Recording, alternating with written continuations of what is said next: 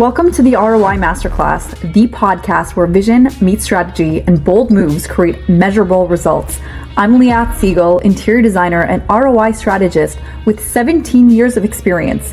I help businesses transform properties and ideas into high-performing assets. This show is specifically for real estate investors, hospitality operators, and boutique developers who aren't afraid to take risks, challenge the status quo, and demand a return on every decision they make. Each and every week, we talk with innovators and leaders across industries about the strategies and the insights and really all the unconventional thinking that turns potential into profit every single time. If you believe that smart design, decisive leadership, and strategic risk are the keys to real ROI, you're in the exact right place. Let's dive in. Today's guest is Eliav Kling, a multifamily real estate investor with extensive experience in value-add projects across the U.S. Eliav specializes in strategic renovations that boost property value and tenant appeal, leveraging both data-driven decision-making and hands-on market analysis. He's known for his practical approach to balancing design investments with strong returns for investors. Thank you so much for joining us today. Pleasure being here, Leah.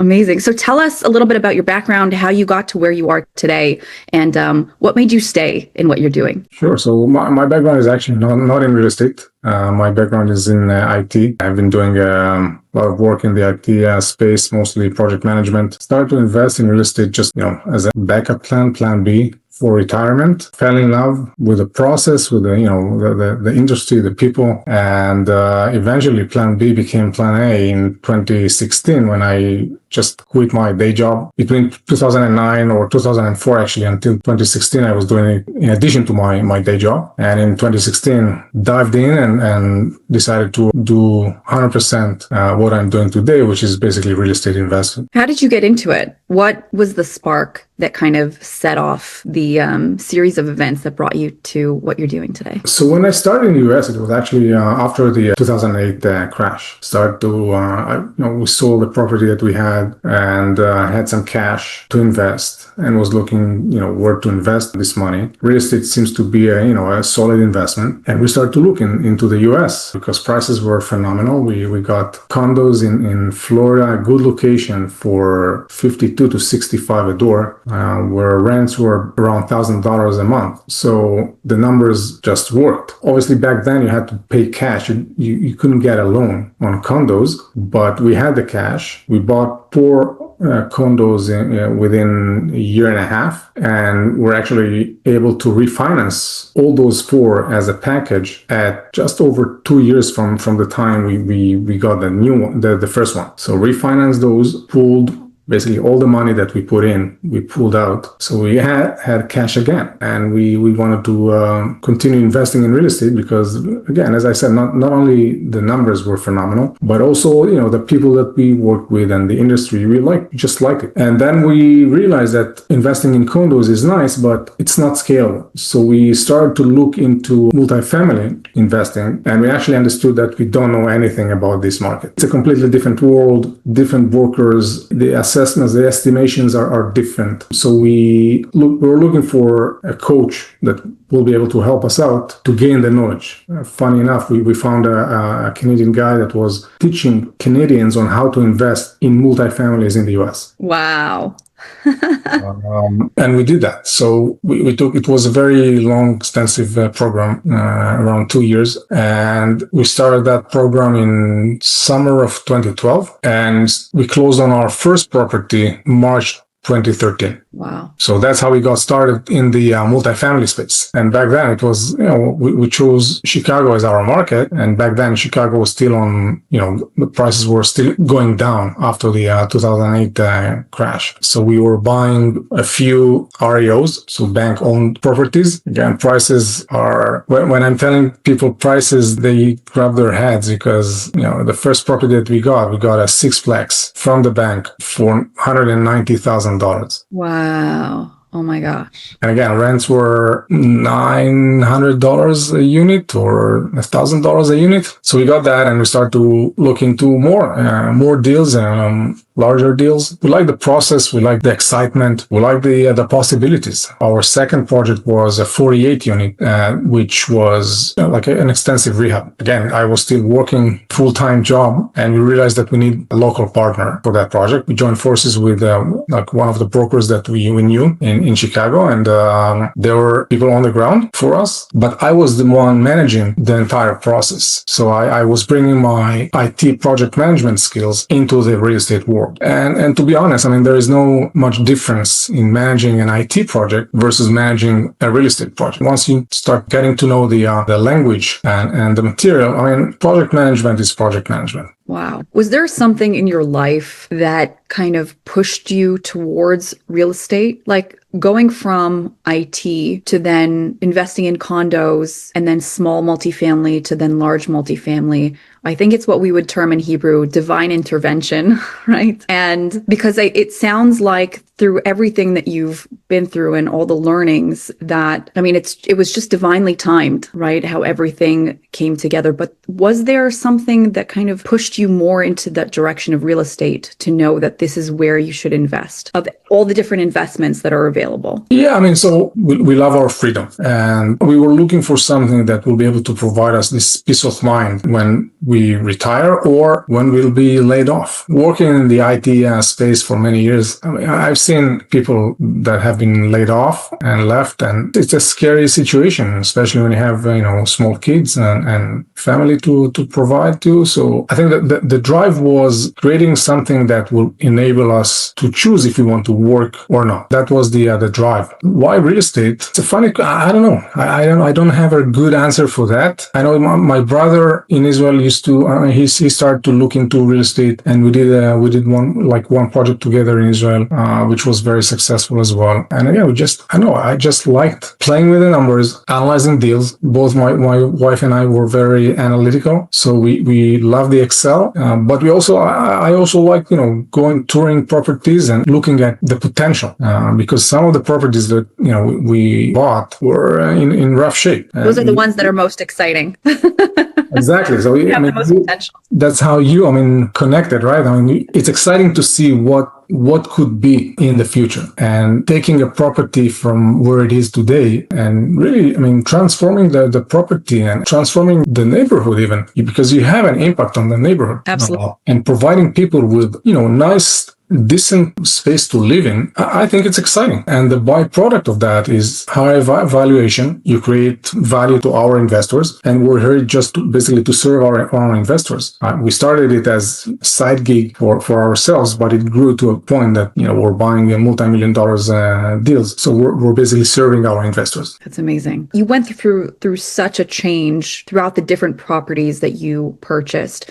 Was there like a challenge or a turning point that set the way that you approach project management today, that you approach investment today? Once we did our 48 units, that was our second multifamily acquisition. So it was, for us back then, it was a huge undertaking. Once we passed that obstacle or hurdle, we understood that everything is possible. I won't take too much time, but when we started the project, it wasn't very clear that we'll be able to close on the deal. We had to have someone on the ground. So that was also a challenge at the beginning. But once we sorted it out, even before closing, like a week before or 2 weeks before closing, our lender came back and said, no, we cannot give you that amount. It looked like the deal is falling apart 2 weeks before closing. Wow. But I was able to, negotiate and push, and maybe with my Israeli chutzpah, I was able to ask things that my partners didn't think that we can ask for. Tell our audience what chutzpah is.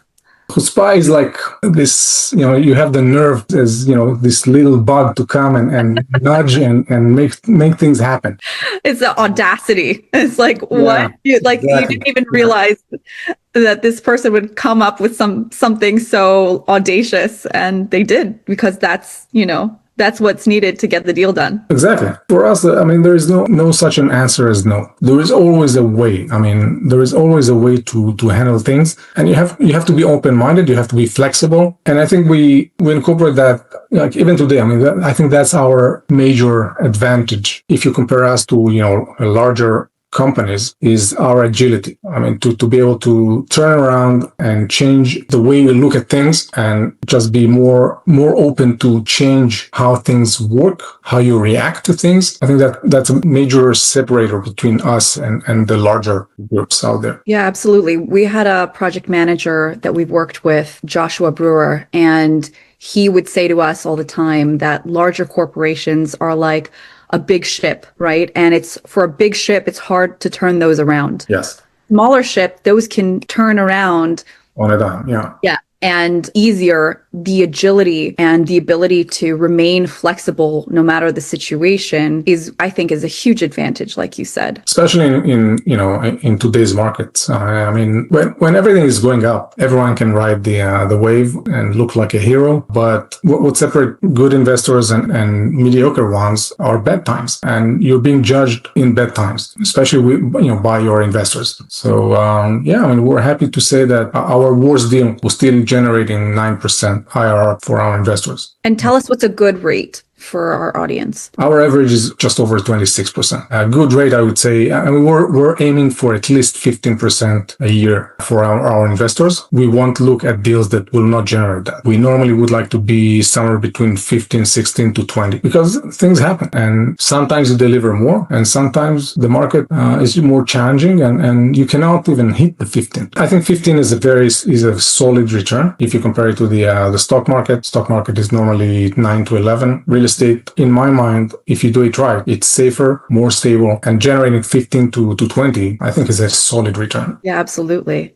And I guess because of also yours and your wife's analytical background, you probably look at value add so much different than any other investor. Can you talk to us a little bit about how you do that, especially with the finishes and the upgrades that you put into your properties? 100%. And we do that every day. Everything is about ROI. When you put money into a deal, you want to see how much money you're getting back. I've seen throughout the years, a lot of investors that are overdoing properties, meaning that they're putting so much money into a property that the ROI is basically almost zero. People have been putting, hardwood floors and high-end kitchen cabinets into places where it's not needed. I mean, you don't have to put, granite countertops if the market doesn't demand it, or if you don't know that you can recoup that expense in, let's say, 2-3 years. So every project that we're looking at, I mean, we're basically analyzing how much money do we need to invest versus how much rent increase we can generate from, the money that we're putting in. Now, sometimes it's challenging because, for example, when you put it into the unit, it's fairly straightforward, but there are things that are harder to measure. For example, exteriors. How much money would you put into the exterior work? How much money that will generate back? That is more challenging to estimate. And we're looking into a deal right now. In fact, the previous owner did the exteriors, but the color scheme that they chose, it's horrendous. I mean, oh my gosh. It's an eyesore.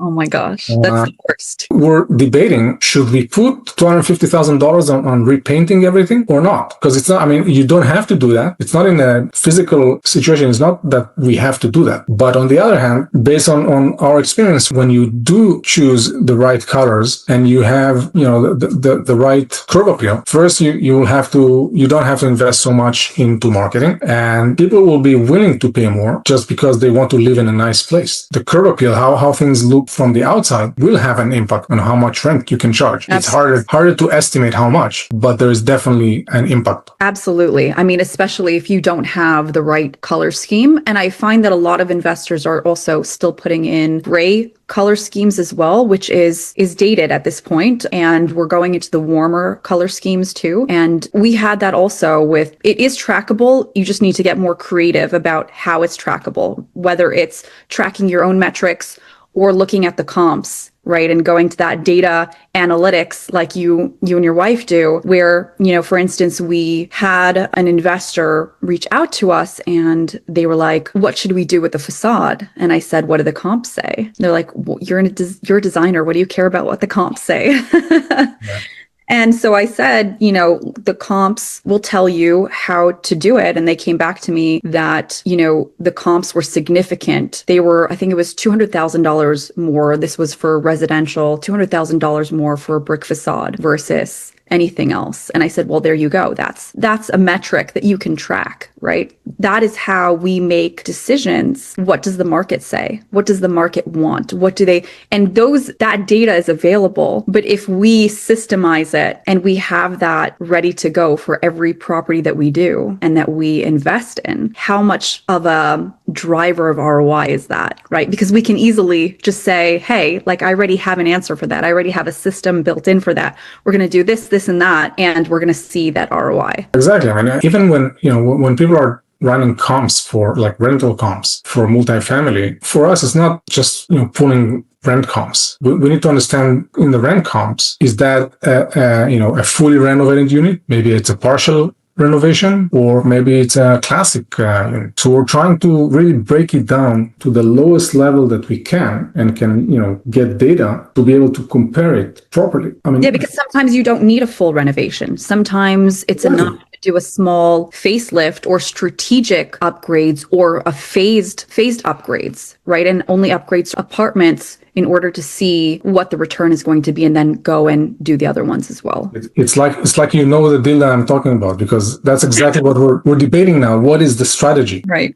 Because the rent comps, they show that the gap cannot justify a full rehab that will cost, I don't know, $9,000 a unit, because the spread is about maybe $100. So we're debating on this deal. Should we even put the money? I mean, maybe it's only, very minor things that we can do. Maybe only, change the appliances and the hardware in the kitchen. And we don't have to put granite countertops. It's always, you need to get the data to be able to analyze it. And at the end, the output is an educated performer, right? Educated guess, or not, it's not a guess, but educated output on how much money you should put in and what will be the return on this investment. Exactly. And then, when you have more and more of that data, especially if you're internally or externally tracking it, right? When you have a strategic ROI strategist on your team, or internally tracking what you've done from deal to deal, so you know what works and what doesn't, the deals get faster and easier because you have the internal systems to then be able to say, okay, we did better. Our numbers, our return was better. That means that we can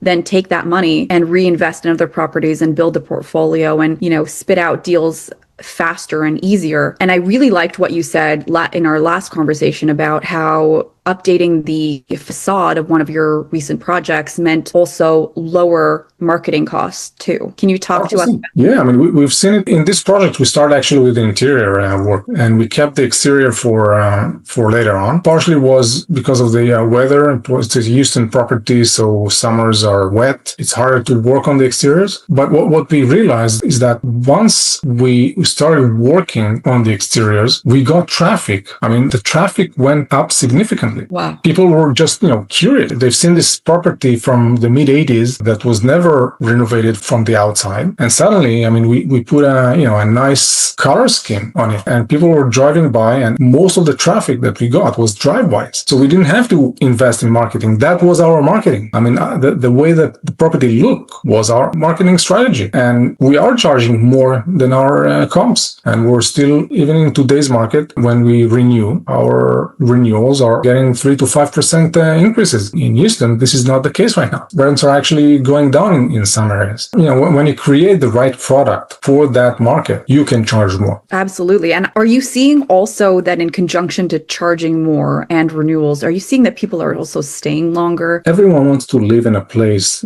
that looks nice, and it's a combination of how the property look and how do you manage the property, like the property manager on site, the staff on site. And when you have the right combination, people will stay because people would like to be heard, people would like to be taken care of and live in a nice and safe place. Absolutely. The quality of life is really important. I mean, having lived in New York for so many years, we've seen everything, the whole gamut.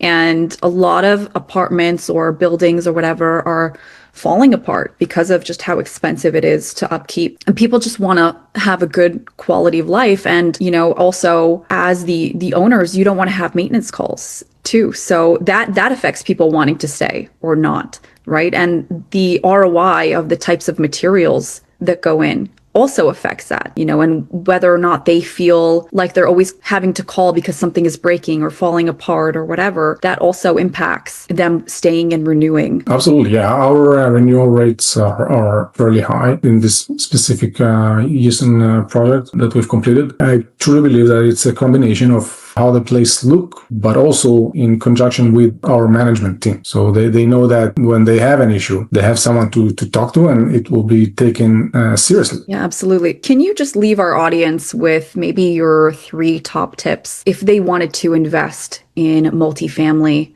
Especially coming from that systems project management background? It's all about the numbers. So people are getting emotional when they start thinking about investments. And it's true to any type of investment. You have to be very cold when you take the decision, but you have to have the right data and the right knowledge to be able to get to the right decision. Like the first thing I would definitely recommend having a coach. I mean, have someone that have done it before that can teach you on how to look at things, because it's very easy to bypass critical information when you're investing. So make sure that you don't do that. And for me, the easiest way was just get a coach. What was the name of your coach, of the one that you started with? It was basically 2 guys. Steve Martel was the Canadian guy, and John Des, our US guy.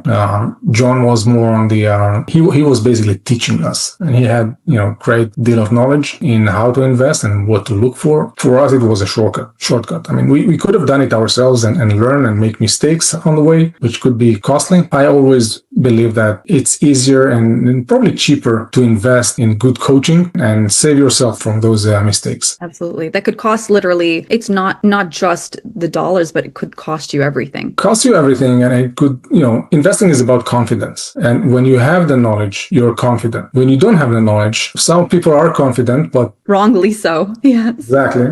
Eventually it will show, but most people will not be confident. And that's the difference. And when you have the knowledge, when you know that you can count on someone to just take a look at your performance and give you some feedbacks and see if you missed anything. And that's how you learn. You learn by missing things and adjusting. And, if you don't have a coach, you could be very costly. Absolutely. So what are the other 2 things that you would recommend? Be open-minded and analyze the numbers again and again and again. I'm a very optimistic person, but when I'm running the numbers, I have to be like a pessimistic person. It has to be pessimistic, but not to the point that it will kill the deal, because it's very easy to, just kill every deal. But you need to be realistic. One example I have is when interest rates were low 3s or mid 3s, we knew that it will not stay like that forever. And when we were underwriting deals at plus 2% from whatever we could get. So that's being pessimistic or realistic, because 3.5%, those rates were never around. And I don't think that we'll ever see those rates again. So you have to learn a little bit from history and apply some common sense to what you're dealing with. When you're doing a rehab, for example, take buffers. I mean, rehabs take 10%, 15%, because things can go wrong. They do go wrong.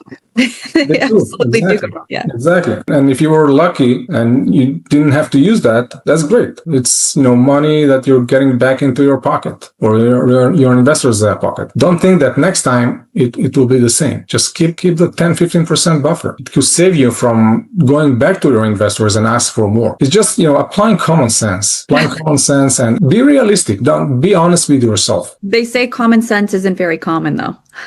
I can understand why. Like, people would like to be optimistic, but reality is different. And again, you can hit a project where everything was based, up to budget, and you didn't have any overruns and any surprises. That happens, but that's not the majority of the project. So keep buffers. And the third thing? Follow the business plan. Don't listen to side noises. Just follow the plan. If the plan is solid, follow the plan. But if you need to pivot, be honest with yourself and pivot when it's time to pivot. Don't push when it's too late. Absolutely. No shiny object syndrome. Exactly. Amazing. Eliav, thank you so much for joining us. If anyone wanted to get in touch with you, how can they do that? Best way is LinkedIn. Just look me up on LinkedIn. I'll be happy to connect and provide any kind of advice if I can. Thank you so much. I appreciate all your insights. Thanks for having me.